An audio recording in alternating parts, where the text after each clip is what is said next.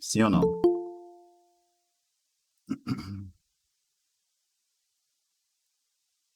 Ah, aí todo mundo ri, né? Ah, rapaz. Então, vamos, vamos lá, né?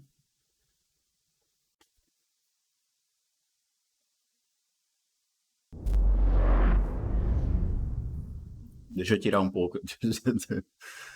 Ah, deixa eu tirar esse dinossauro daqui, senão ninguém se concentra.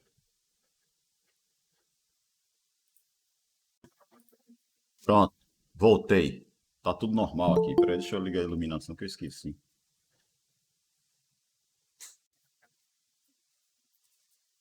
Pronto, então.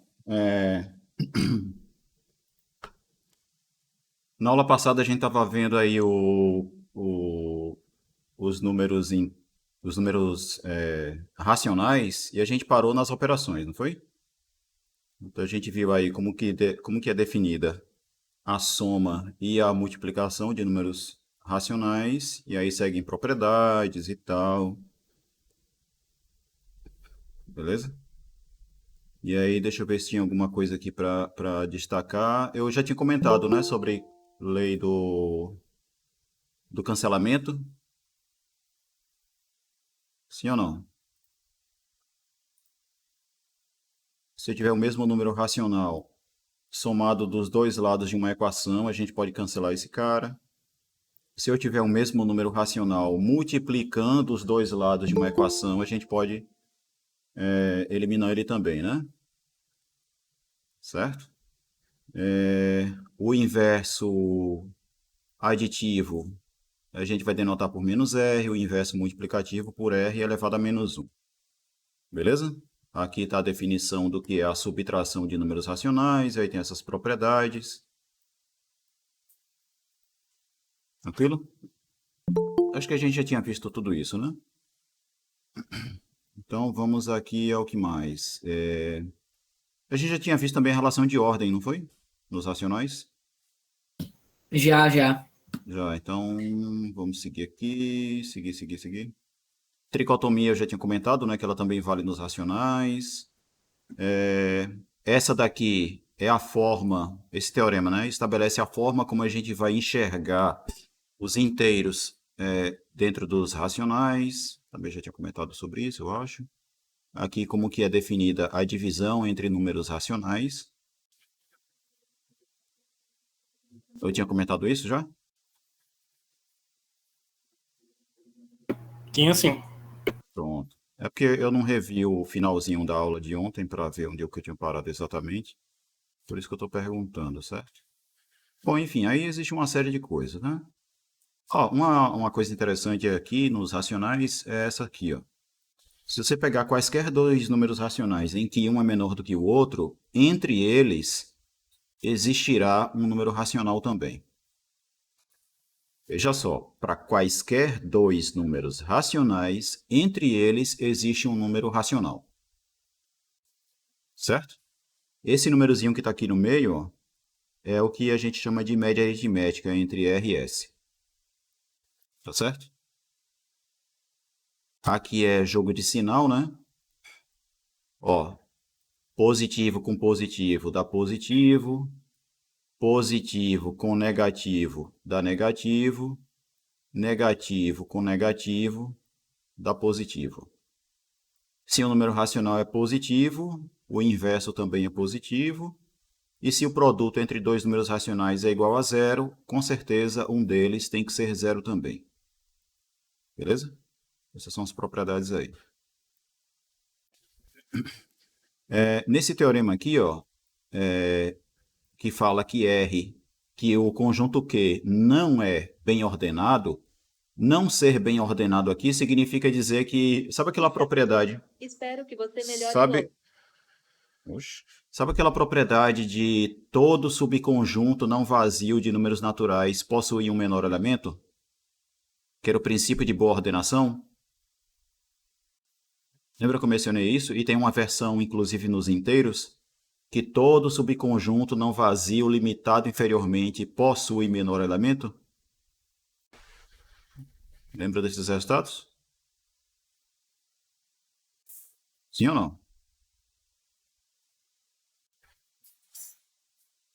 Vocês estão aí? Estão me ouvindo?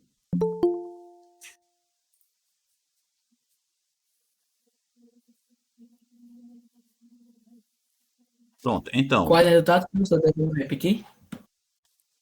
Então, no conjunto dos números naturais e no conjunto dos inteiros, valia uma propriedade que a gente chamava de princípio de boa ordenação, ou princípio de boa ordem, que dizia o quê? No caso dos inteiros, era que todo subconjunto não vazio, limitado inferiormente, possui um menor elemento, certo? No Sim, sim, caso, sim. no caso dos racionais, isso não é verdade. Um subconjunto de números racionais não vazio, mesmo que seja limitado inferiormente, não necessariamente ele tem um menor elemento. Certo? É por isso que ele está dizendo aqui que Q não é bem ordenado.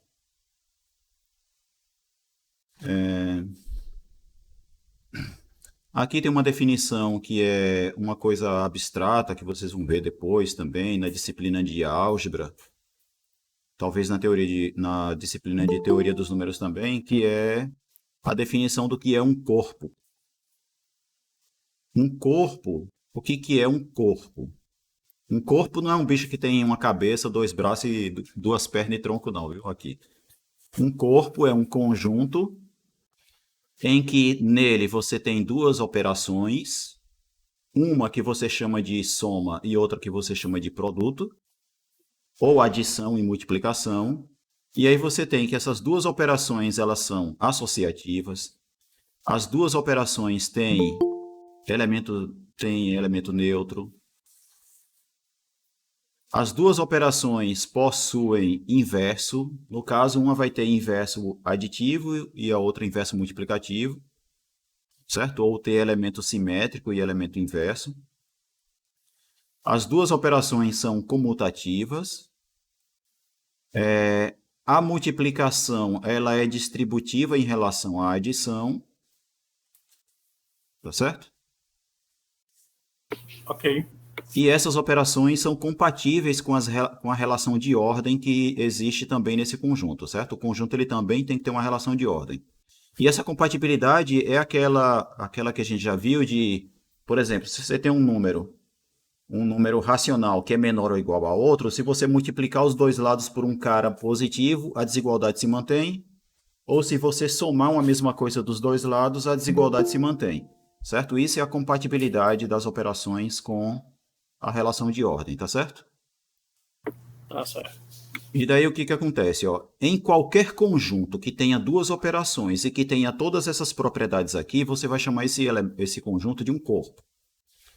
Em um corpo, sempre é verdade que o quadrado de um elemento de um corpo é sempre maior ou igual a zero. Por exemplo, no conjunto dos números racionais, o conjunto dos números racionais é um conjunto que tem todas essas propriedades aqui. O conjunto dos racionais com a adição e a multiplicação é um exemplo de corpo.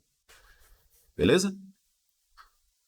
No conjunto dos números racionais, portanto, o quadrado de qualquer número racional é um número que é maior ou igual a zero. Com certeza. Beleza? Outra Beleza. coisa que a gente tem é o que é a definição de um corpo ser arquimediano.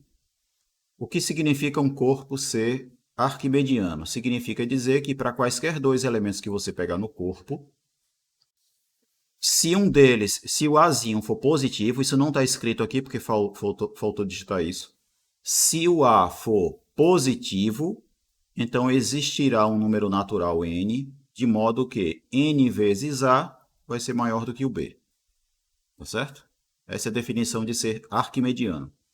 E aí a proposição seguinte aqui só diz que o conjunto dos números racionais ele é arquimediano. Beleza?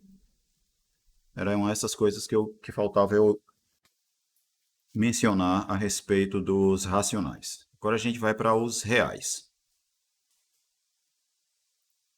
O conjunto dos números reais, a construção vai se basear numa coisa que a gente chama de cortes de Dedekind. certo? O que é um corte de Dedekind? Na verdade, eu não sei se é Dedekind, eu nem sei como é que se pronuncia isso direito. Mas um corte é o seguinte, ó. Um conjunto alfa de números racionais disse um corte se satisfaz as seguintes condições. Então, ó, um subconjunto de números racionais será chamado corte se ele for não vazio e ele não for o próprio Q. Beleza? A aula está sendo gravada assim, viu, Eduardo? Então, para um subconjunto de números racionais ser chamado de corte, ele tem que ser não vazio, ele tem que ser diferente do próprio Q. Essa é a primeira condição. A segunda condição é que, para qualquer elemento que você pegar em alfa e qualquer S que é menor do que R, então esse S também tem que pertencer a alfa, certo? Se R pertence a alfa e S é um número racional menor do que R, então S tem que pertencer a alfa também, beleza?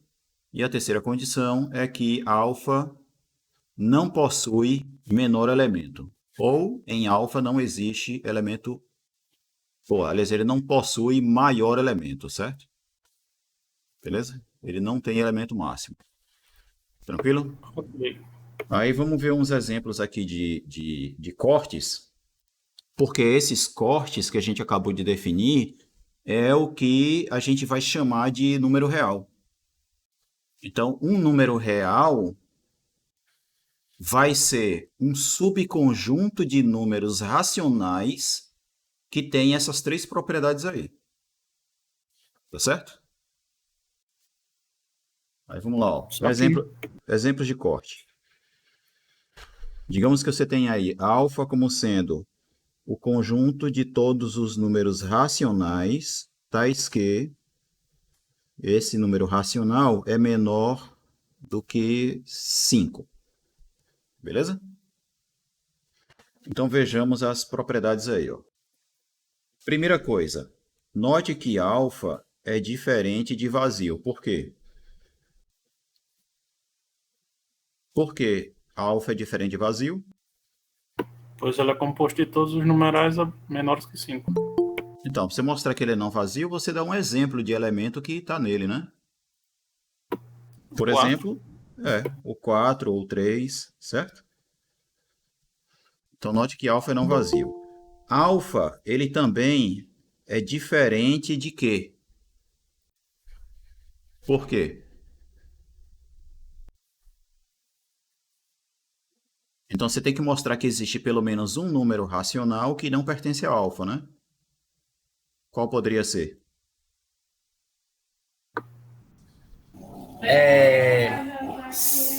2,5.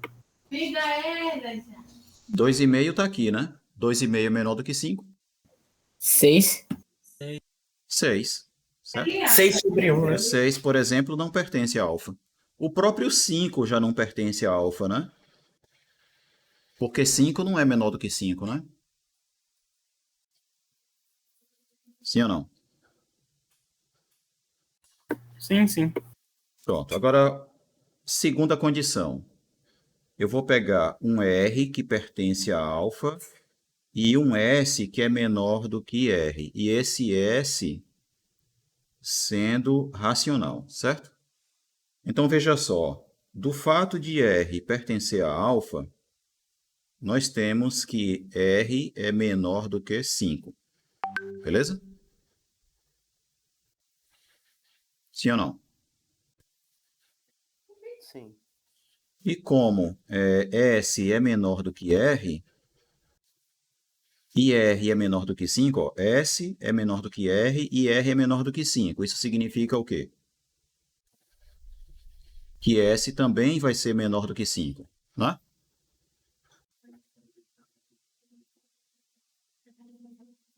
Sim ou não? E aí, se S é menor do que 5 e S é um número racional, Isso significa dizer que ele pertence ao conjunto alfa, né? Porque o que significa o cara pertencer a alfa? Ele tem que ser um número racional estritamente menor do que 5. Então, eu tenho que S é menor do que 5 e ele é racional. Então, logo, S pertence a alfa. Então, veja, para qualquer R que eu pegar em alfa e qualquer S que é menor do que R racional, eu consigo concluir que ele também pertence a alfa. Então, o conjunto S, alfa, está satisfazendo essa segunda condição aí, ó. Não é isso?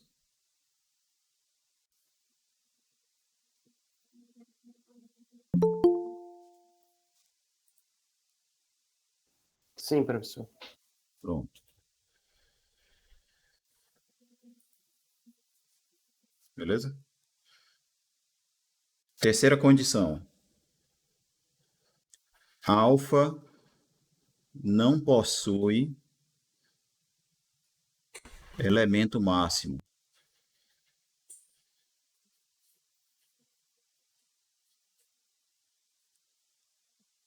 Por quê? Suponha que ele tem um elemento máximo. Escreveu, ó, suponha que existe um R0 pertencente aos racionais, tal que R0 é maior ou igual a R, qualquer que seja, aliás, existe R0 pertencente a alfa, tal que R é menor ou igual a R0, qualquer que seja o R pertencente a alfa. Isso é basicamente a definição de alfa ter um maior elemento, um elemento máximo, certo? Então, ter um elemento máximo significa dizer que existe um elemento nesse conjunto que é maior do que qualquer outro nesse mesmo conjunto. Tá certo? Certo. Beleza? Eu quero, na verdade, concluir que ele não tem um elemento máximo. Certo? Aí eu estou supondo que ele tenha. Se eu conseguir deduzir algo que seja falso, eu vou estar fazendo uma demonstração por absurdo. Lembram quando eu falei sobre demonstração por contrapositiva e por absurdo, que eu não tinha dado ainda exemplo de demonstração por absurdo? Então, estou fazendo uma agora. Então, suponha que ele tem um elemento máximo. Então, existe um R0, de modo que isso daqui é verdade. Só que o que acontece, ó?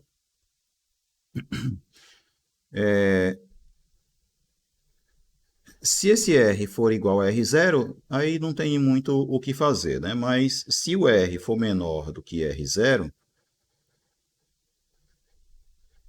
eu posso pegar o R mais R0 dividido por 2, que essa desigualdade aqui continua verdadeira, né? Essa desigualdade. Se isso daqui é verdade, isso daqui vai ser verdade. E esse carinha aqui é estritamente menor do que R0, certo? Ó, entre quaisquer dois números racionais, a média aritmética está estritamente entre os dois, certo? Daí Certo. qual seria o problema? Ó, isso daqui seria verdade para qualquer que seja o R pertencente a alfa.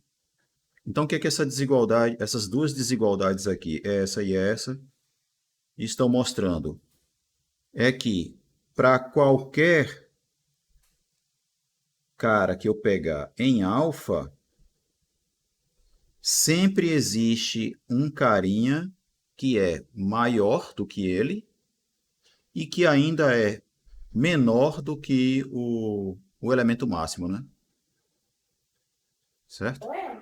Isso está contrariando o quê? O fato de que esse cara é o maior elemento do conjunto, certo? Isso vai estar contrariando esse fato. E, e a ideia é essa, né? Faz Certo? tipo um loop infinito, né, professor? É, meio que isso mesmo, certo? Beleza? Então essa é a ideia. Não sei se ficou claro, mas a ideia é essa, né? Para qualquer elemento que você pegar em alfa, sempre existirá um elemento,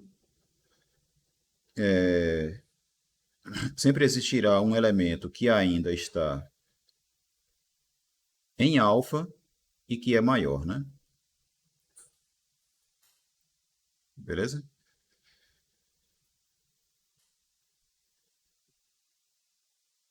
Bom, enfim, então,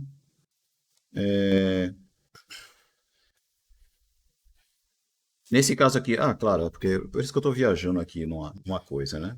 Por que que ainda tenho isso, né? Ó, isso daqui é verdade, né? Mas aí o que que acontece, ó?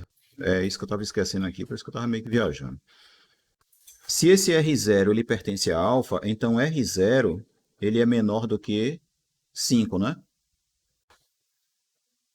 Então eu teria isso aqui, ó. Na verdade é isso que eu quero. R é menor ou igual a R0, que é menor do que 5, e aí sim eu teria aqui R é menor do que R mais 5 dividido por 2, que é menor do que 5, certo? Aí sim, ó, essas duas desigualdades, eu tinha argumentado errado uma coisa aqui, certo? Eu tava viajando aqui. Então, o que que você vai ter? Para qualquer número que você pegar em alfa, existirá um outro que também está em alfa, que é maior do que ele. Certo? E por que que esse daqui vai pertencer a alfa? Porque ele é um número racional, porque isso aqui é racional e esse daqui também, né? E esse cara é estritamente menor do que 5. Então, ele é um racional que é menor do que 5, então ele pertence a alfa. Tá certo? Então, para qualquer elemento que eu pegue em alfa, existe um outro elemento de alfa que é maior do que ele. Então, ó, se esse cara aqui, o R0, ele fosse elemento máximo do conjunto alfa, ele ainda seria menor do que um outro cara que está em alfa. Então, ele não seria maior elemento, né? Porque se ele fosse maior elemento, ele teria que ser maior do que qualquer outro que está em alfa. E isso não vai ser verdade.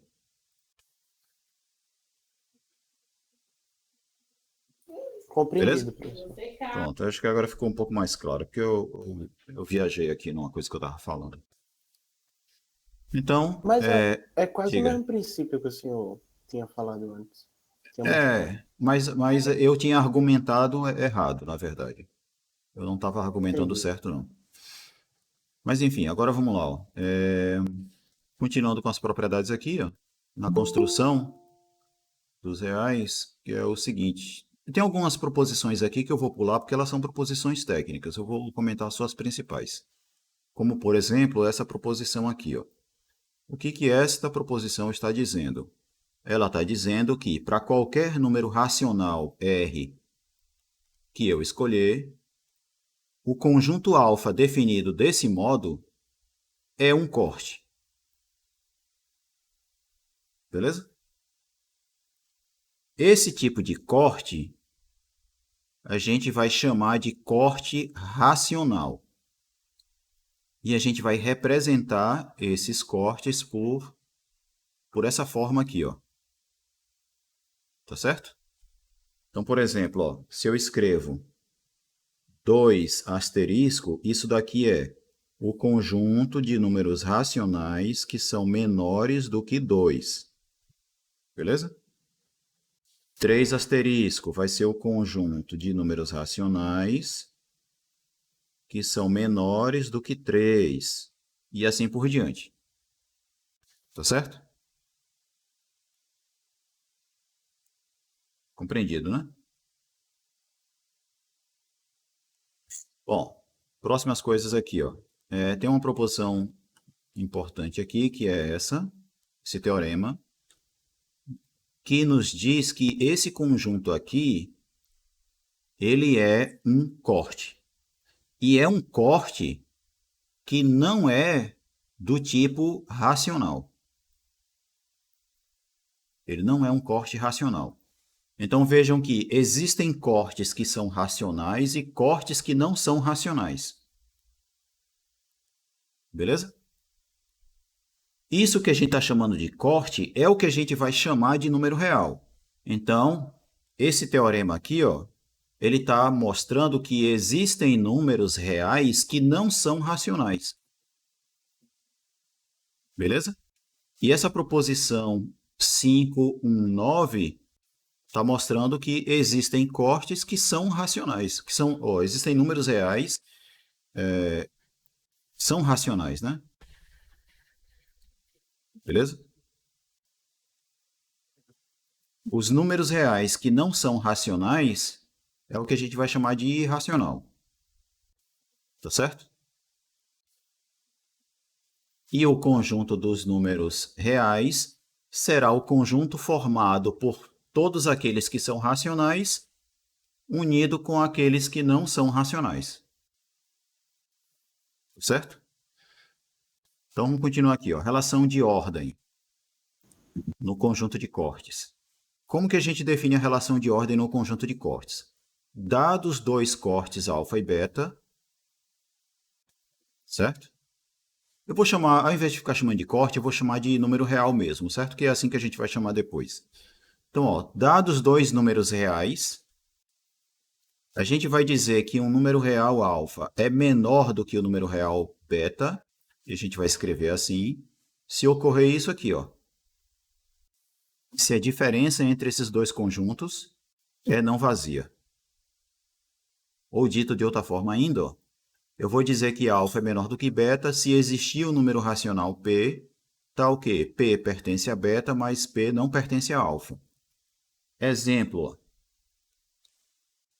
2 asterisco é menor do que 3 asterisco. Por quê? Porque ó, o 5 meios, que é o 2,5, né? 5 meios, ele pertence a 3 asterisco, sim ou não? Ele é um número racional, Sim, professor. que é menor do que 3, então ele pertence a 3 asterisco, mas ele não pertence ao 2 asterisco, né? Porque apesar de ele ser um número racional, ele é um número racional que é maior do que 2. Certo? Ou seja, então a diferença, ó, 3 asterisco menos o 2 asterisco, essa diferença é não vazia, né? Não é? Porque ó, existe um número racional que está aqui e não está aqui. Beleza? Então, por essa razão, a gente escreve isso aqui, ó. Tranquilo? Daí, ó, definido isso, a gente define, né? Quando é que um número real ele é positivo? Quando ele é maior do que o zero asterisco. Pense no zero asterisco como sendo o número zero, certo? O número real zero. Então, ele é positivo se é maior do que zero. É negativo se for menor do que zero. Ele é não negativo se for maior ou igual a zero. E é não positivo se for menor ou igual a zero. Beleza?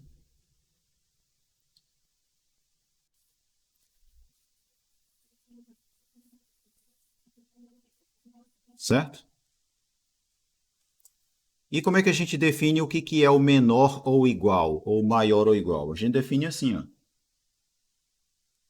Eu vou dizer que alfa é menor ou igual a beta, se for verdade que alfa é menor do que beta, ou se os dois forem iguais. Beleza? Tem uma outra forma ainda que é dada por essa proposição 5.2.4, que está dizendo o quê? Que alfa é menor ou igual a beta, se e somente se alfa está contido em beta. Tranquilo? Então, é assim que a gente define a relação de ordem no conjunto dos números reais, ou no conjunto de cortes, tá certo? E aí, ó, definida então a relação de ordem, vale a lei de tricotomia. Tricotomia está dizendo o quê? Ó, que dados quaisquer dois cortes ou quaisquer dois números reais, você vai ter que ou eles são iguais, ou um deles é menor do que o outro. Aquela mesma lei de tricotomia que já existia, né? Nos naturais, nos inteiros, nos racionais. Estão lembrados disso, né? Bom, e aí esse teorema aqui, ó, ele só mostra que, de fato, essa coisa aqui é realmente uma relação de ordem, tá certo? Bom, seguindo agora com as operações no conjunto de cortes ou no conjunto dos reais, a gente vai ter o seguinte, ó. Dados dois cortes, eu vou definir o conjunto gama da seguinte forma. Eu vou pegar o conjunto formado por todas as somas de dois elementos em que um deles pertence a alfa e o outro pertence a beta. Beleza? Se eu definir o conjunto gama dessa forma, esse conjunto gama ele também vai ser um corte. Esse corte é o que a gente vai chamar de soma de alfa e beta. Beleza? Então, ó, por exemplo, o que é 2 mais 3 no conjunto dos cortes, ou nos números reais? Vai ser o conjunto definido dessa forma aqui, ó. Ele vai ser o conjunto de todos os elementos da forma R mais S, tais que o R pertence ao 2 asterisco e o S pertence ao 3 asterisco. Beleza? Aí dá para a gente fazer as continhas e verificar que esse conjunto aqui vai ser justamente o 5 asterisco.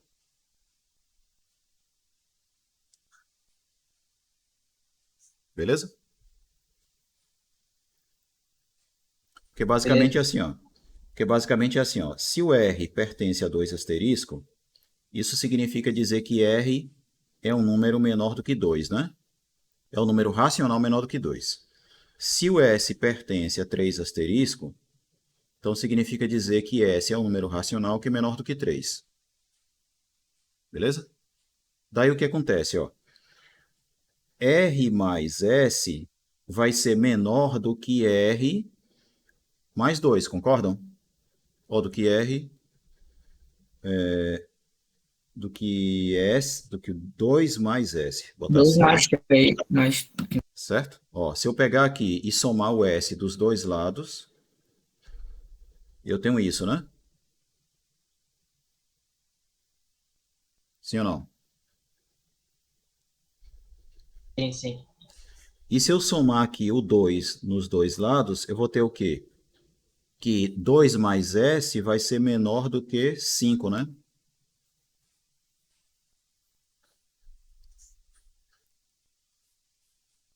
Sim. Né? Então, a gente consegue mostrar que qualquer elemento que pertence a esse conjunto também é um elemento desse conjunto, né? Sim ou não? Porque se ele está nesse conjunto, então ele é dessa forma, e todo cara dessa forma vai ser menor do que 5. Certo? Então a gente mostrou, na verdade, que 2 asterisco mais 3 asterisco, ele está contido no 5 asterisco. Ou seja, pela definição de ordem, eu tenho que 2 asterisco mais 3 asterisco, isso é menor ou igual a 5 asterisco. Beleza? Professor, não consegui entender bem, não. Então, ó, você entendeu esse conjunto, né? Por definição, ele é o conjunto de todo R mais S, onde R pertence a 2 asterisco e S pertence a 3 asterisco. Aí a continha que eu fiz foi o seguinte, Entendi. ó. Se você tiver R aqui e S aqui, eu consigo deduzir que R mais S é menor do que 5. Se R mais S é menor do que 5, significa dizer que R mais S pertence a 5 asterisco. Tá certo? Então, o que a gente acaba provando é que vale essa inclusão aqui, ó. Esse conjunto está contido nesse. Beleza? E se esse conjunto está contido nesse, então a gente vai dizer que ele é menor ou igual. Professor, eu não consegui entender, tipo assim, os números que estão no conjunto, por exemplo, 4 asterisco. O que é que tem? Eu não consegui, porque quando o senhor fala que é igual a 5 asterisco, então quer dizer que o 4 vai estar contido. Não estou conseguindo entender muito bem, não. Não, o 4 também vai estar, isso aí é fato. Isso tudo bem, mas não é Eu isso estou que a gente está querendo aceitando, ver mas... aqui. Isso não é o que a gente quer. Não é o que está interessando aqui no momento, certo? Só estou querendo dar uma argumentada do porquê que esse cara vai acabar sendo igual ao 5 asterisco. Ó, veja a definição Tá ok. da soma de novo. Ó. Como é que eu faço para somar alfa mais beta? Alfa mais beta vai ser o conjunto formado por R mais S, onde R pertence a alfa e S pertence a beta. Aí eu estou pegando aqui, ó, alfa como sendo 2 asterisco e beta como sendo 3 asterisco. Certo? E aí eu mostrei aqui Certo. que o 2 asterisco mais 3 asterisco é menor ou igual a 5 asterisco. Beleza? Professor, então seria tipo assim, por exemplo, o 1,5. 1,5 está contido no 2 asterisco, não é isso? Sim. Mais 2,5, que está contido no 3 asterisco. Poderia ser esses dois números. Poderia. Dá igual ao 4, que estaria contido no 5 asterisco. Que seria elemento Daria do para 5 entender asterisco. assim? Não exatamente. Não exatamente. Você tem que pensar em termos de conjuntos. E não de um elemento que está aqui com um elemento que está aqui. Em particular, não. Certo? Entendi, em relação aos conjuntos.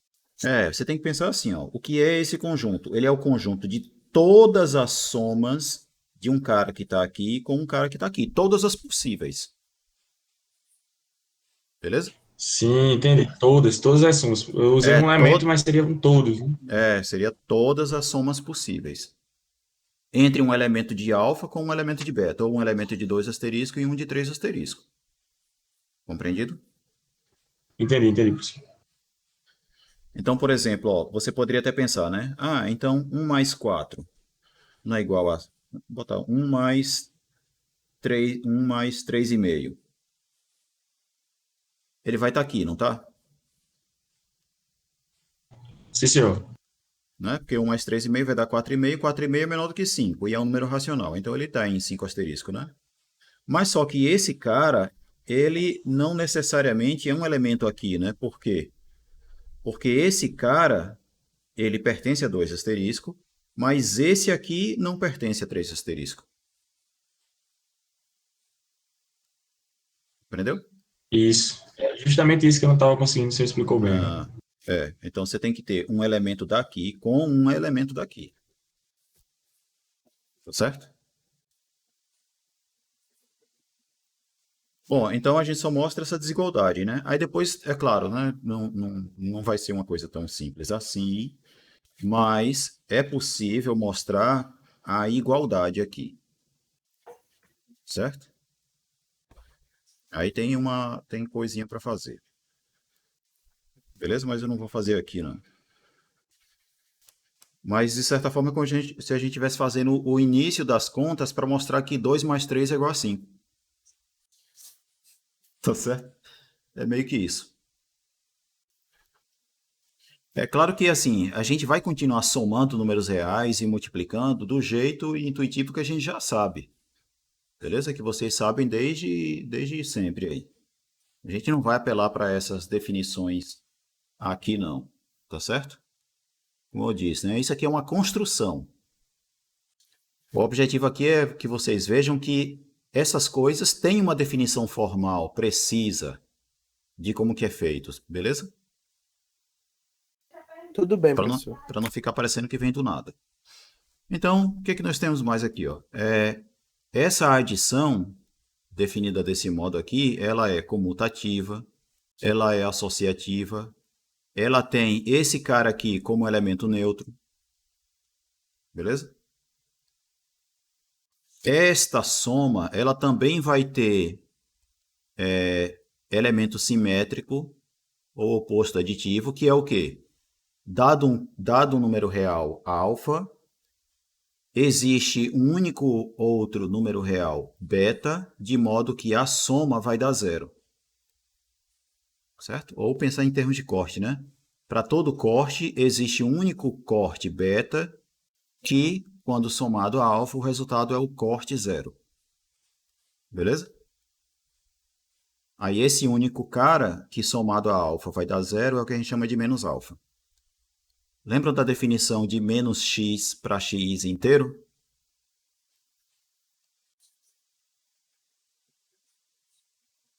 Bom, enfim. Aqui a gente tem a definição da subtração. Aqui a gente tem essa propriedade, ó, que o menos menos alfa é o próprio alfa. Aqui a gente tem a compatibilidade da relação de ordem com a adição. Ó, se eu tiver alfa menor ou igual a beta, então se eu somar a mesma coisa dos dois lados, a desigualdade se mantém. Tá certo? O que mais? O que mais? Ó? Nesse próximo teorema, ele é o primeiro passo para a gente definir o que é a multiplicação de dois números reais, ou de dois cortes. Aí ele vai começar definindo para quando esses números reais são não negativos.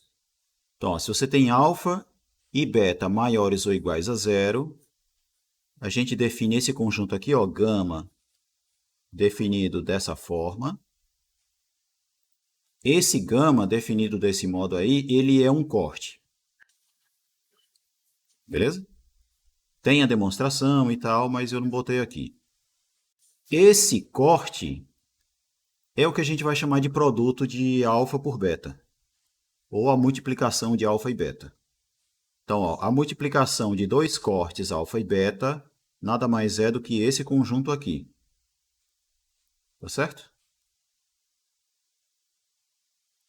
Mas é esse conjunto quando esses dois caras aqui são maiores ou iguais a zero.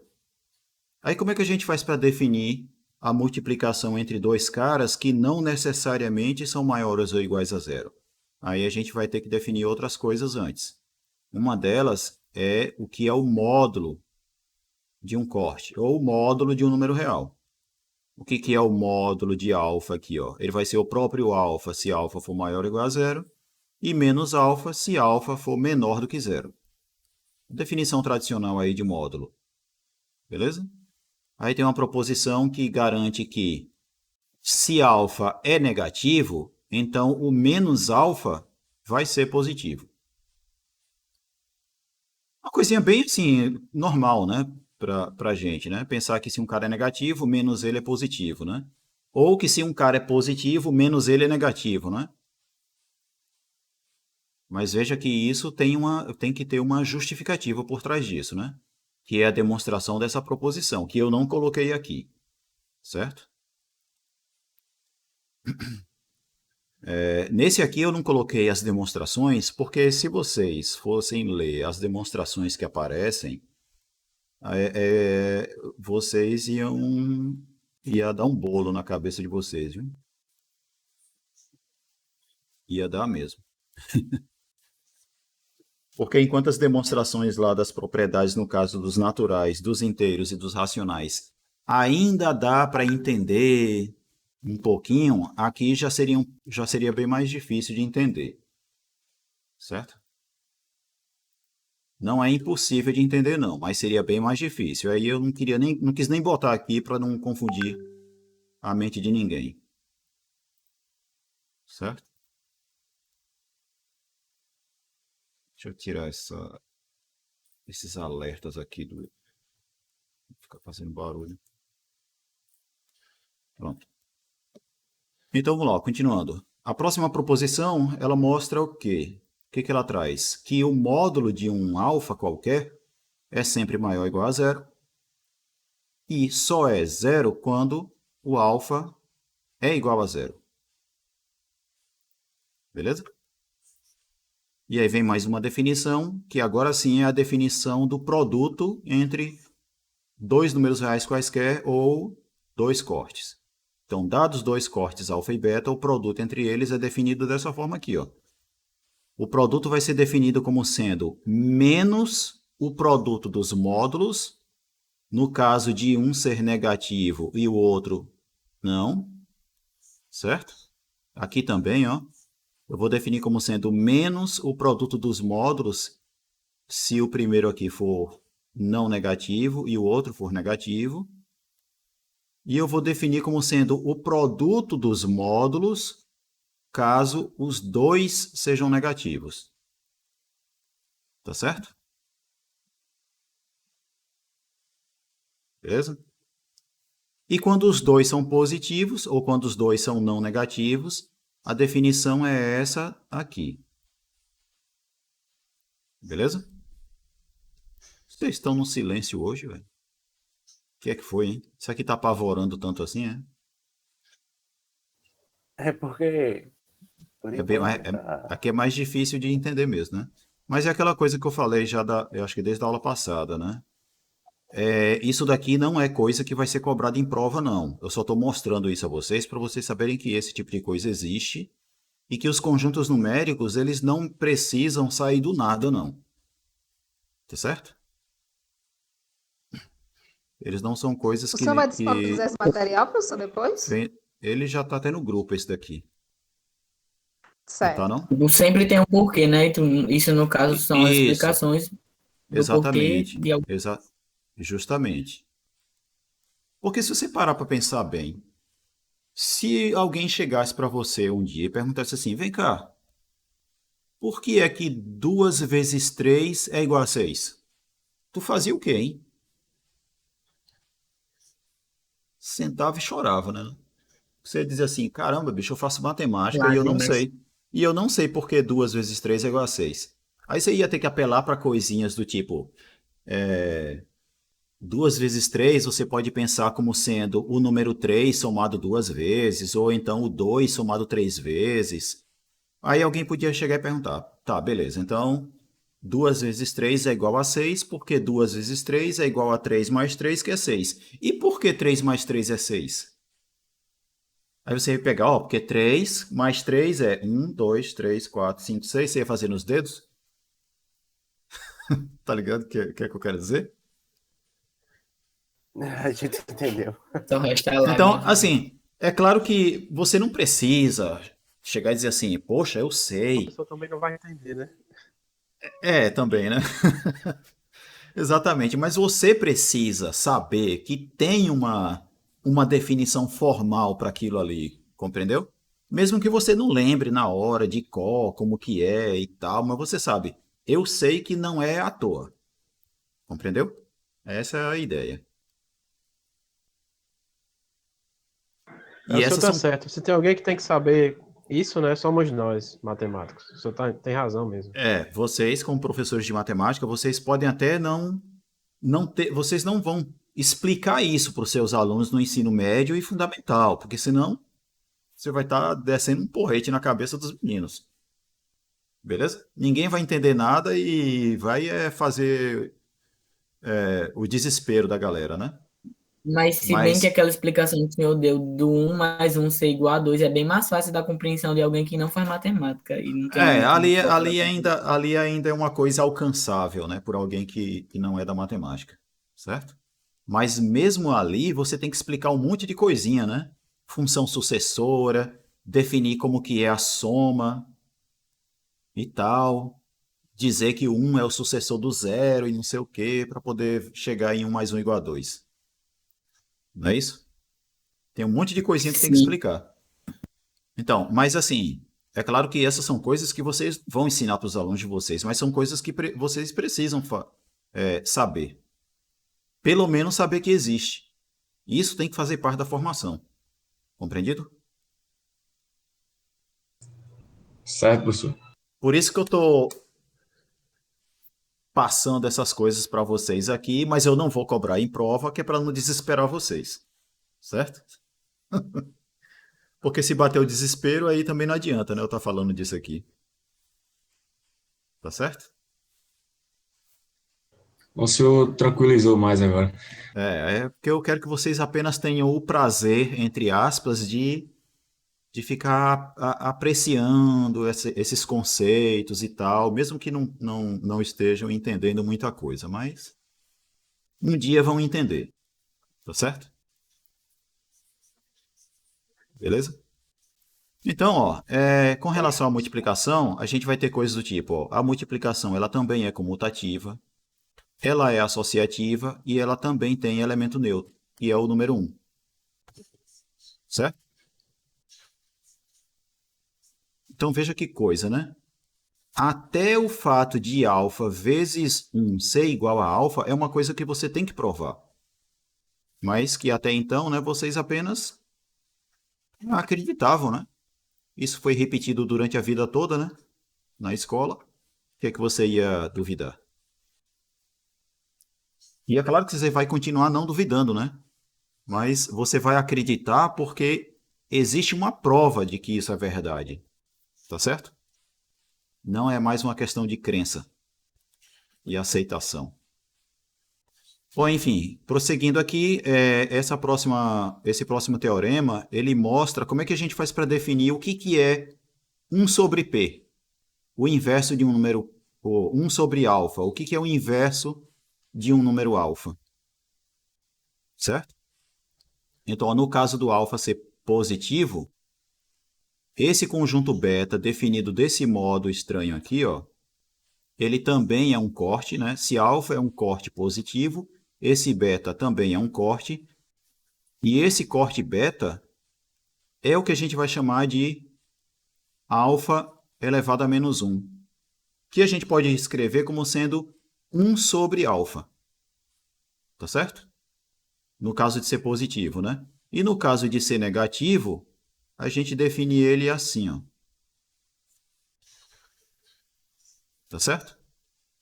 Como sendo o inverso do módulo trocando o sinal.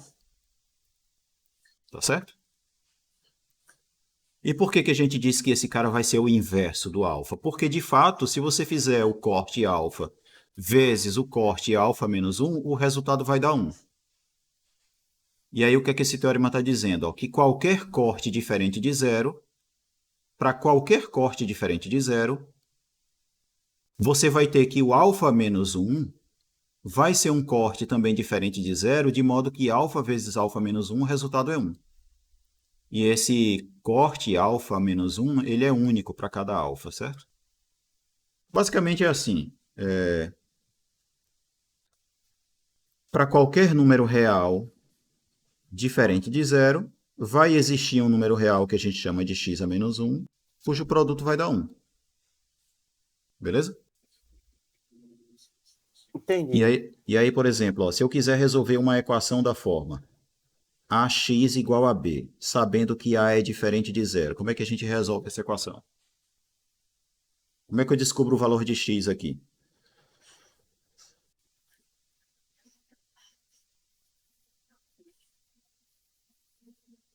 Você faz o quê? Bom, a é diferente de zero, né? Então, se a é diferente de zero, eu multiplico os dois lados por a. Beleza? Ou multiplico os dois lados por a menos 1, né? Aí, como a multiplicação é associativa, isso vai nos dar a menos 1 vezes a vezes x igual a menos 1 vezes b. Beleza? A menos 1 vezes a é igual a 1. Então, vai ficar 1 vezes x igual a menos 1 vezes b. E x vezes 1 é igual a x. Então, vou ter aqui ó, que x é igual a menos 1 vezes b. Esse é o valor do x. Tá certo? É por isso que quando você pega uma equação do tipo 2x igual a 3, a solução dela é igual ao quê? Ao 3 meios. Porque, na verdade, o 3 meios a gente pode escrever como sendo 3 vezes 2 elevado a menos 1, ou 2 a menos 1 vezes 3, né? Onde 2 a menos 1 é o quê? É o mesmo que 1 meio. Isso aqui é uma notação, certo? Tranquilo? Tranquilo. Pronto. E aí o que que a gente vai ter mais? A multiplicação ela é distributiva em relação à soma. Valem essas propriedades aqui, ó. Menos alfa vezes beta. Alfa vezes menos beta. Menos alfa vezes beta. E menos...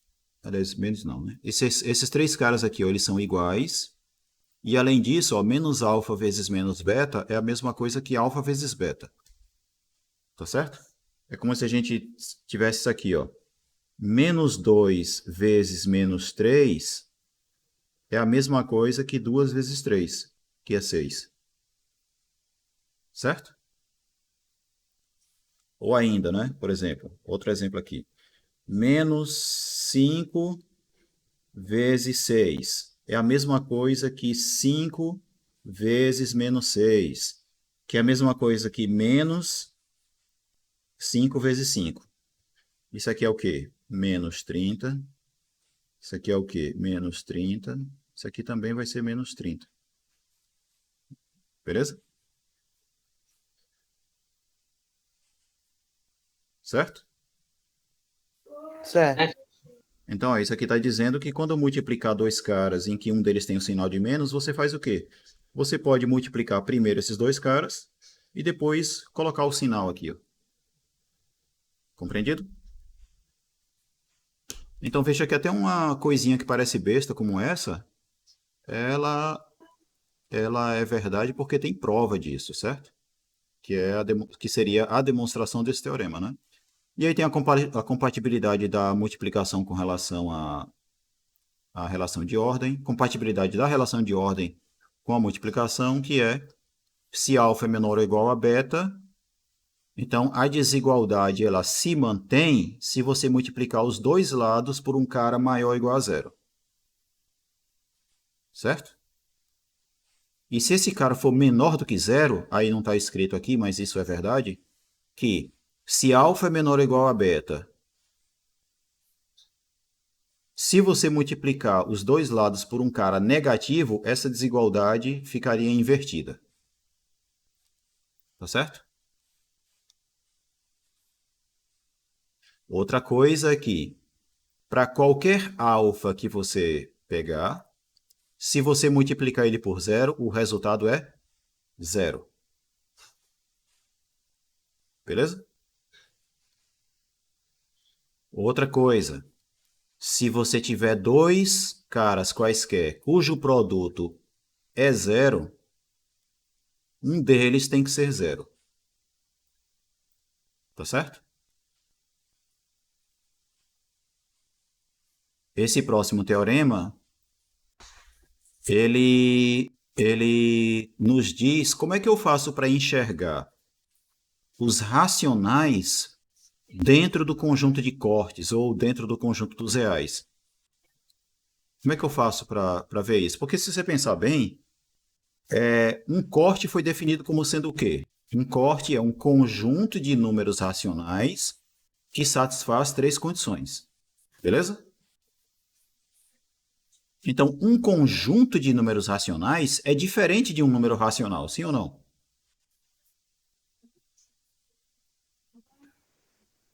Sim.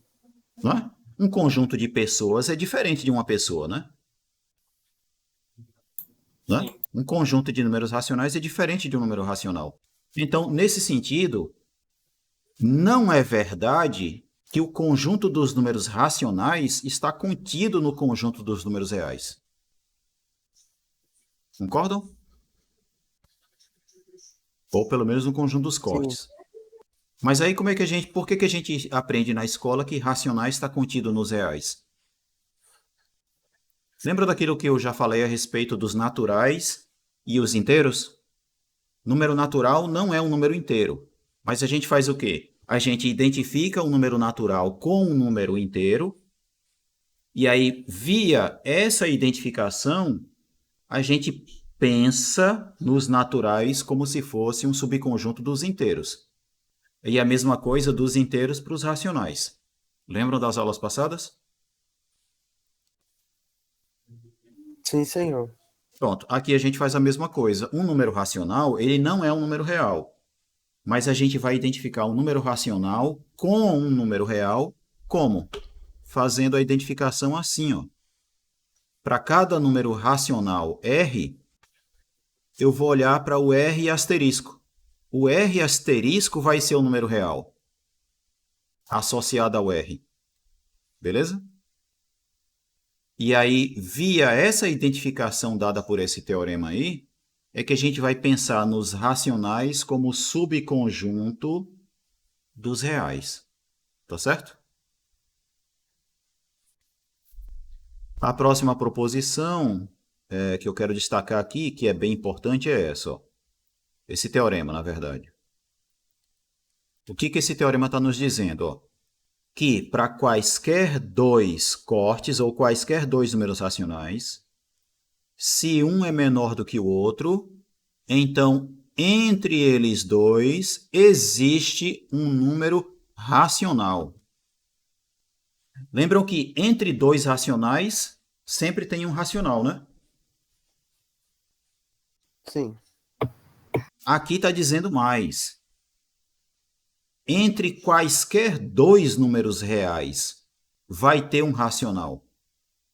Então, ó, mesmo que esses dois números não sejam racionais, entre dois caras que não são racionais, existirá um número racional. É isso que está sendo dito nesse teorema. Compreenderam? Sim, professor. É daí Diga. que vem aquela colocação de que entre dois números existem infinitos outros números? Também. Porque se você pensar, né? Poxa, se isso é verdade, então o que acontece? Digamos que eu tenho aqui A e B. Eu vou representar assim numa reta, né? Então, entre A e B, eu sei que vai ter um número racional aqui. Só que aqui é um número, aqui é outro. Entre esses dois números vai ter um racional também. Entre esses dois vai ter um racional. Entre esses dois vai ter um racional. Entre esses dois também vai ter um racional. Entre esses dois tem um racional. Entre esses dois tem um racional. Entre esses dois também. Entre esses dois também. Então, na verdade, entre quaisquer dois números reais, existem infinitos números racionais. Beleza? Beleza, entendi. Então, prosseguindo, essa próxima definição aqui é apenas para mostrar que, é só para dizer, né, que o conjunto dos cortes, né, a partir de agora, vai ser denominado de conjunto de números reais. E a gente vai usar essa letra R aqui para representar esse conjunto, beleza? E os cortes que são racionais, a gente vai chamar de números racionais. E os cortes que não são racionais, a gente vai chamar de números irracionais. Lembram que logo no início tem um teorema que mostrava que existem cortes que não são racionais. É esse aqui, ó. Tá certo? Então, os cortes que não são racionais, a gente vai chamar de irracional, e os que são racionais, a gente vai chamar de racional. Simples assim, né? Beleza? Então, existem tanto números reais que são racionais como irracionais. Beleza? Aí tem um teorema aqui famoso do Dedekind, que é o seguinte, ó. Suponha agora que você tem subconjunto de números reais. Se você tiver dois subconjuntos de números reais, cuja união é todo R, esses dois caras têm interseção vazia, ou seja, são disjuntos. Os dois são não vazios e ainda satisfazem essa condição aqui, ó. O que essa condição está nos dizendo? Que todo elemento de A é menor do que todo elemento de B, certo? Imagine que você tem dois conjuntos satisfazendo essas quatro condições aí. Então, nessas condições, existirá um único número real, que ele está chamando de gama, que é maior ou igual a qualquer elemento de A e é menor ou igual a qualquer elemento de B. Beleza?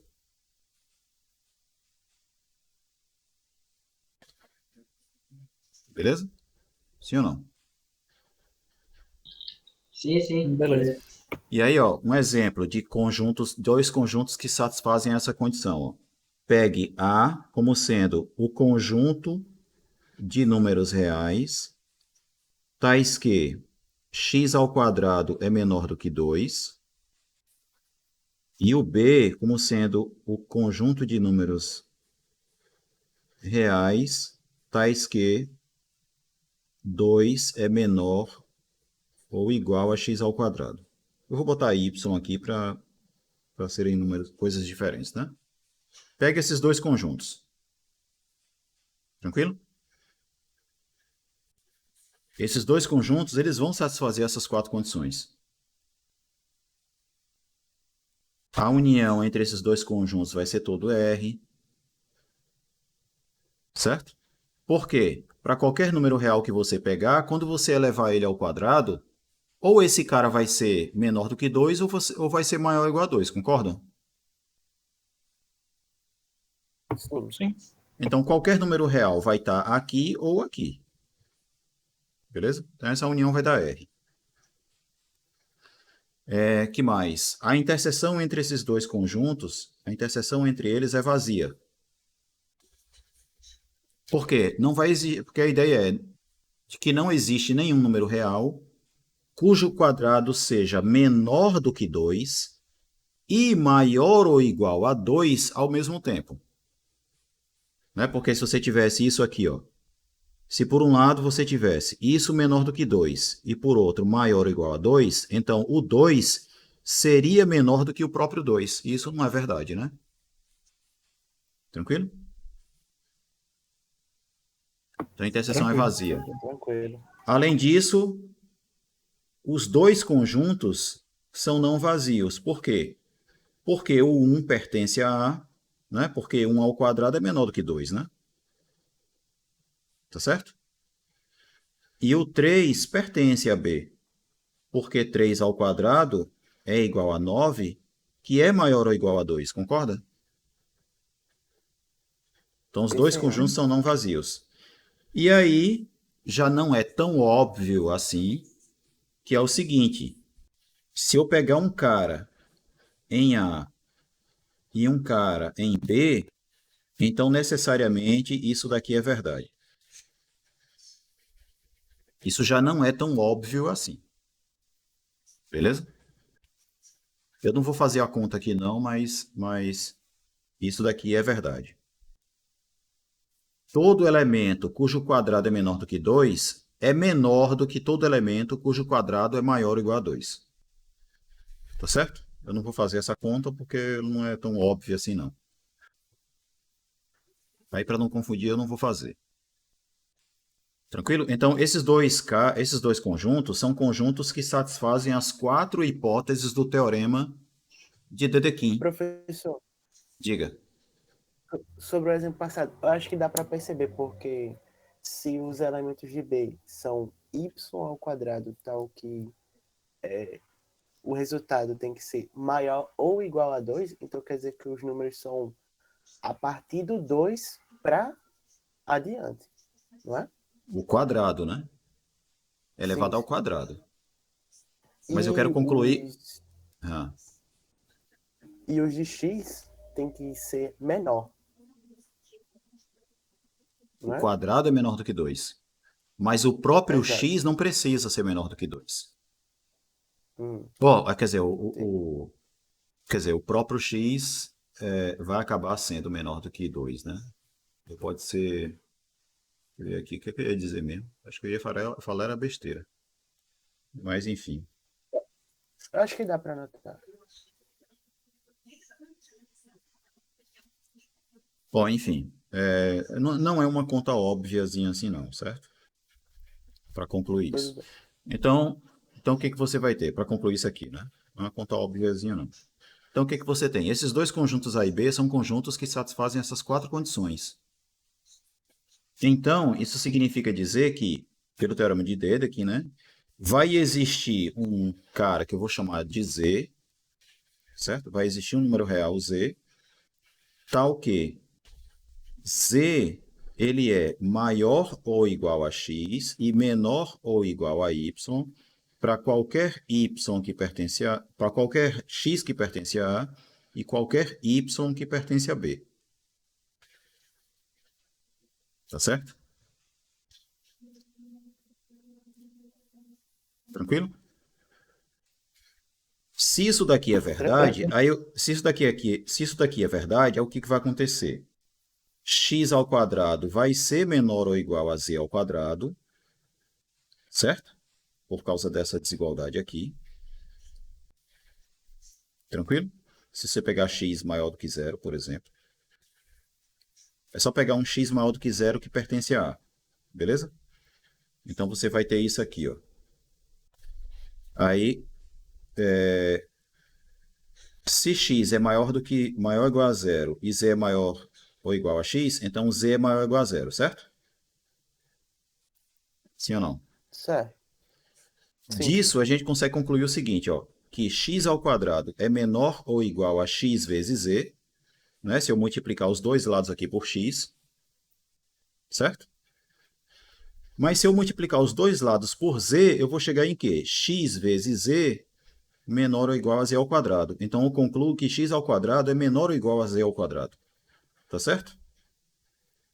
Então, ó, disso aqui eu concluo isso. E de maneira análoga, eu concluo que z ao quadrado é menor ou igual a y ao quadrado. Daí o que vai acontecer? Daí o que vai acontecer?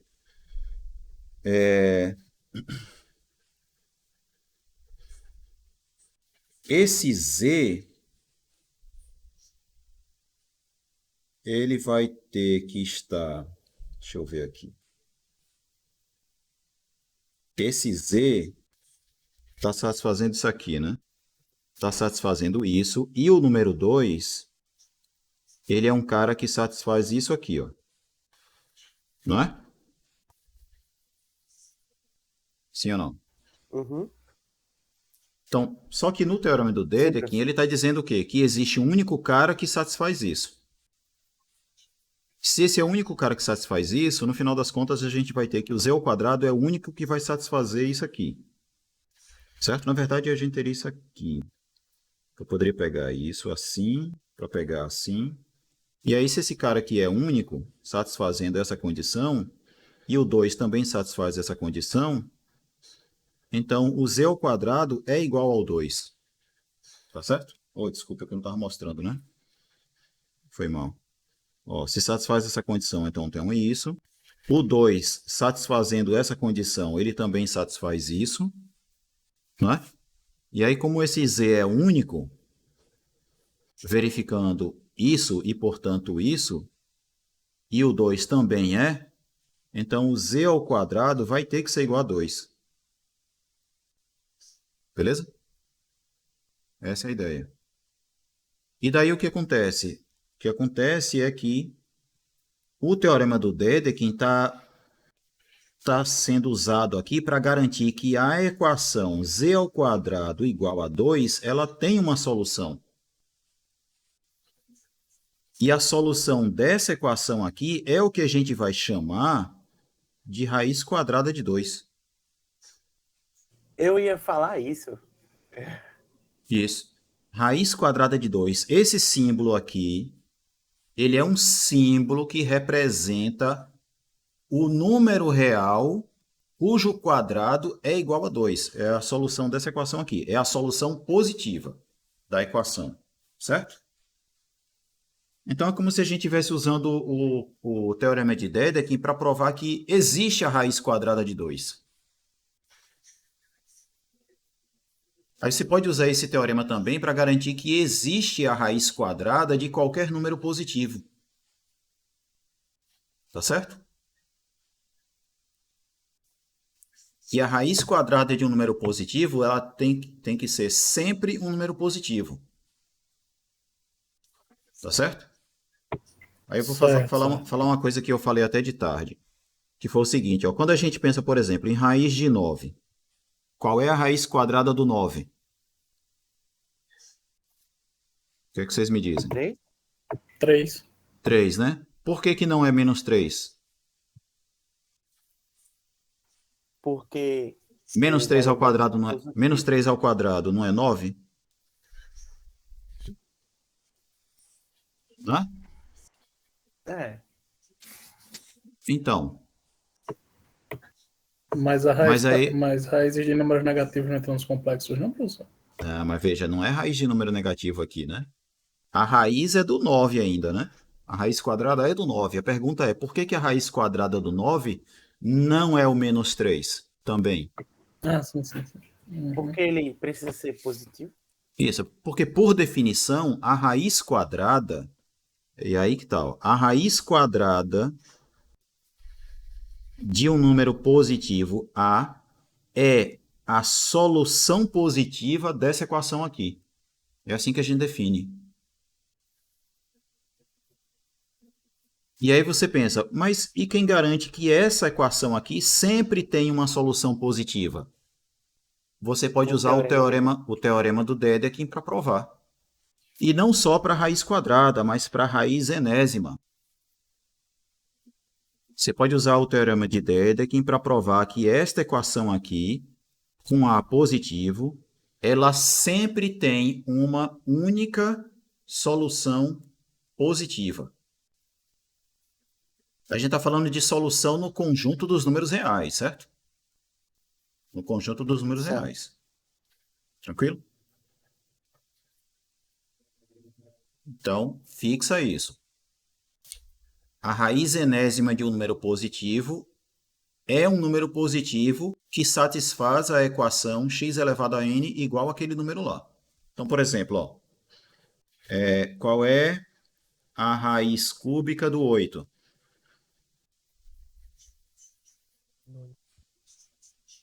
2. 2. Por quê? Porque 2 ao cubo é igual a 8. Tá certo? Qual é a raiz quarta de 16? Também é o 2. Também é o 2. Por quê? Porque 2 elevado à quarta potência é igual a 16. E por que não é o menos 2? Já que menos 2 elevado à quarta potência vai ser igual a menos 2 vezes menos 2 vezes menos 2 vezes menos 2, que também vai dar 16. Né? Porque menos 2 vezes menos 2 é a mesma coisa que 2 vezes 2, né? Aqui também é igual a 2 vezes 2. 2 vezes 2, 4. 2 vezes 2, 4. 4 vezes 4, 16. Beleza? Por que o menos 2 não é a raiz quarta do 16? Porque essa raiz tem que ser a positiva. Ou seja, essa equação aqui, ó, ela pode ter mais de uma solução. Mas aquela que eu vou chamar de raiz quarta do 16 é a positiva. A negativa não. Compreendido? Compreendido. Professor, E aí, diga. Pode perguntar. Desculpa a pergunta, mas é só para perguntar. Na fórmula de Bhaskara, a gente considera mais ou menos raiz de delta. O mais ou menos está na fórmula ou é por causa da raiz? É por causa disso aqui, ó.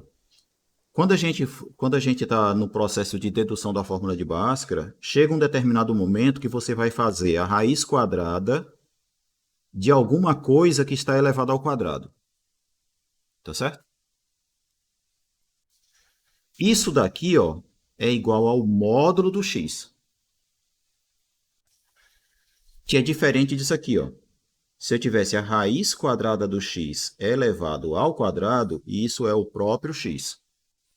Beleza? Então, no caso, a raiz de 9 é diferente da raiz de 3 ao quadrado. Como é? Porque, nesse caso, a raiz de 9 vai ser diferente da raiz de 3 ao quadrado. Isso diferente da raiz de Da raiz de 3 ao 3. quadrado. Não, isso aqui vai No ser caso, porque... o quadrado está dentro da raiz. No caso, professor. Ah, você quer isso aqui. Isso. Então, no caso, é diferente?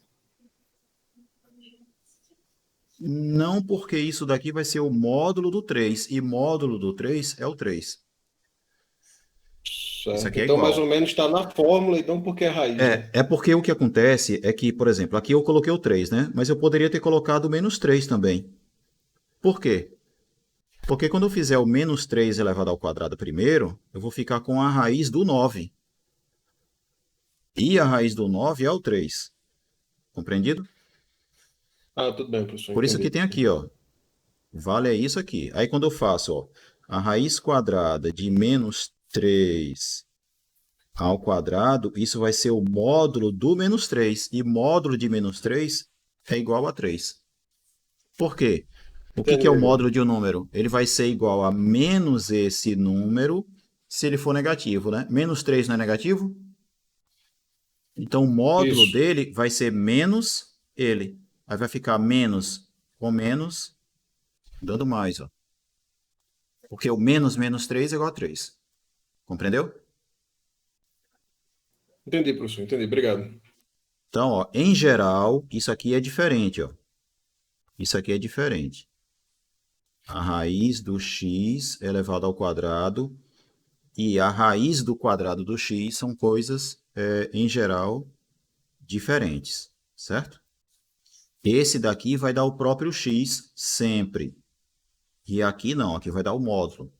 Agora, é claro que se o x for positivo, na verdade, se for maior ou igual a zero, aí essas duas coisas são iguais. Mas no caso negativo, não. Por que no caso negativo não? Porque do lado de cá, a raiz do cara negativo não vai existir. Do lado de cá vai existir, mesmo com x negativo. Porque se x for negativo, o x ao quadrado vai ser positivo. E aí vai existir a raiz. Compreendeu? Mas do lado de cá, já vai dar errado aqui dentro, ó, quando o x é negativo. Beleza? Então, cuidado que esse negócio aqui, ó, de quadrado dentro da raiz ou fora, nem sempre vai ser a mesma coisa, não. Tá certo? Beleza? Beleza, professor. Então, prosseguindo aqui, esse material vai trazer aqui como que a gente faz para definir a potenciação com números, potenciação com expoente sendo um número natural e também um número inteiro, certo? Essa definição é a definição que a gente chama de recursiva. Eu vou definir a potência n a partir da potência n menos 1. Aí como é que eu vou definir? Eu vou definir ela como sendo a elevado a n como sendo 1, se o valor do expoente é 0. Beleza? E vou definir como sendo a potência anterior vezes o próprio a para os demais expoentes. Tá certo? Por exemplo, o que é 3 elevado à quinta potência? Vai ser 3 vezes 3 elevado à quarta potência. E o que é o 3 elevado à quarta potência? Vai ser 3 vezes 3 elevado à terceira potência. Compreendeu? E quem é 3 elevado à terceira potência? Vai ser 3 vezes 3 elevado à segunda potência. E por aí vai. Até você chegar em quê? Em 3 vezes 3 vezes 3 vezes 3. Tá certo? Ou seja, 3 vezes 3 vezes...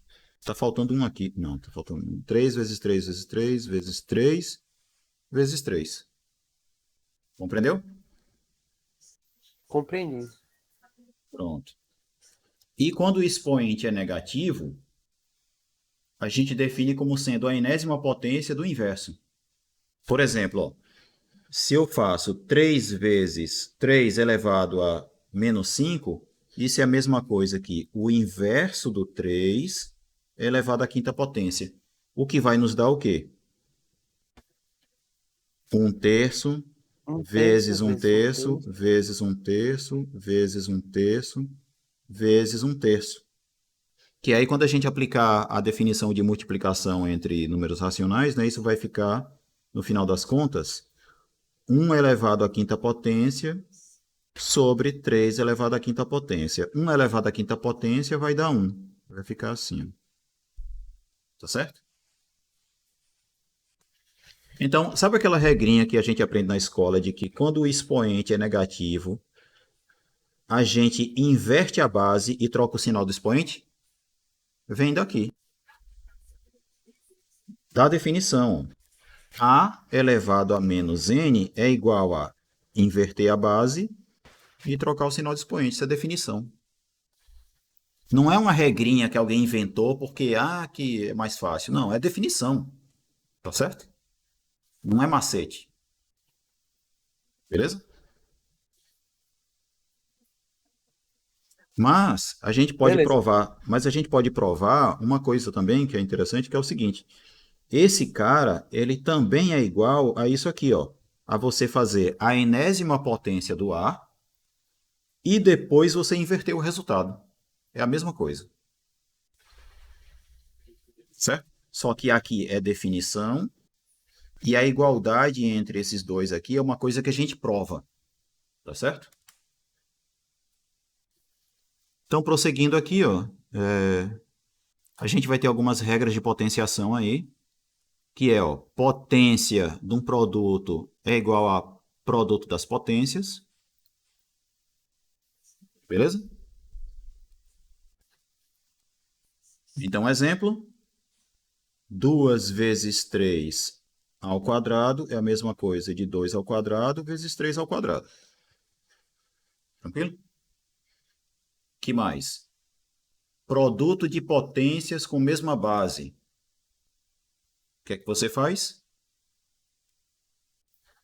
Você repete a base aqui, ó, e soma os expoentes. Exatamente. Isso daqui, ó, não é regra que alguém diz assim, não, o macete é isso aqui. Não, isso aqui é um resultado que você prova porque que é verdadeiro. Beleza? Se baseando na definição, claro, né? Tranquilo? E a outra coisa é que potência de potência, você novamente, ó, repete a base e aí você multiplica os expoentes. Tá certo? Tá certo. Aí tem mais coisas, ó. Teorema, que aí é o que eu já falei, né? Você pode usar o teorema de Dedekind para provar isso. Se o número A for um número real positivo e n é um expoente, é um valor, é um número natural, né? Então existe um único número real positivo que é solução dessa equação aqui. Tá certo? Você pode provar isso usando o teorema de Dedekind. Esse único número real positivo, que é solução da equação x elevado a n igual a A, é o que a gente chama de raiz enésima de A. Tá certo? Que ele está aqui nessa próxima definição, ó. Beleza? Aqui, ó. Dado um número real positivo A, o único número real positivo que é solução da equação x elevado a n, estabelecido pelo teorema anterior, chama-se raiz enésima de A. E é denotado por isso aqui. Então, ó, isso daqui é apenas um símbolo. Esse cara é um símbolo que representa a única solução positiva dessa equação aqui. Dessa aqui, né? Compreendido? E a gente denota ele por esse símbolo ou também por esse aqui, ó. Então, potência com expoente fracionário, na verdade, é radiciação, né? A elevado a 1 sobre N, na verdade, é a raiz enésima de A. São dois símbolos que representam a mesma coisa. Só que um a gente chama de raiz enésima, o outro a gente pode dizer que é A elevado a 1 sobre N. Tá certo? Tá certo, professor. Beleza, né? Então, por exemplo, quanto que é 9 elevado a 1 meio?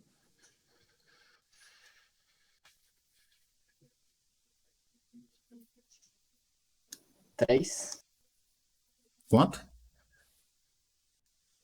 3 ou raiz de 9. É o 3, né? Porque o que que é 9 elevado a 1 meio? É a raiz quadrada do 9, que é o 3, né? Beleza? O que que é 8 elevado a 1 terço? Vai ser a raiz cúbica do 8, 2. que é o 2. Compreenderam, né? Sim, professor. E aí, como é que a gente define o que que seria A elevado a 2 terços, por exemplo? E agora, hein? Raiz cúbica de A ao quadrado. Isso. Certo? Ou o quadrado da raiz cúbica também, certo? Eu posso fazer a raiz cúbica do A e elevar isso ao quadrado. E, na verdade, ó, se você olhar na definição, é justamente isso. Ó. Olha aqui. Ó. O que que é A elevado a um expoente m sobre n? É a raiz enésima elevado a mésima potência. Por definição. Beleza? Beleza. Pronto. E no caso do expoente ser um número racional negativo, ó, o que é que você faz? O que é que faz? Inverte a base e depois muda o sinal do expoente. Tranquilo? Isso é definição. Lembre, definição a gente não prova, certo? Definição a gente não prova. E aí, com base nessas definições aí, a gente vai ter coisas do tipo, ó, que mesmo que o expoente seja racional, as propriedades continuam valendo. Ó. Cadê? Ó? Potência de produto é produto das potências. Potência de potência, a gente multiplica os expoentes repetindo a base, né? Produto de potências com a mesma base, a gente repete a base e soma os expoentes, certo? Aqui também, ó, aqui é potência de produto igual produto das potências. Beleza? Essas propriedades continuam valendo. E são propriedades que a gente vai usar durante o curso todo, né? Certo? Beleza? Tá certo. E é isso. O que eu tinha aqui sobre números reais para mostrar a vocês. Beleza?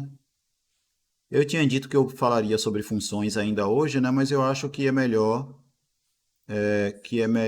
eu parar por aqui, né?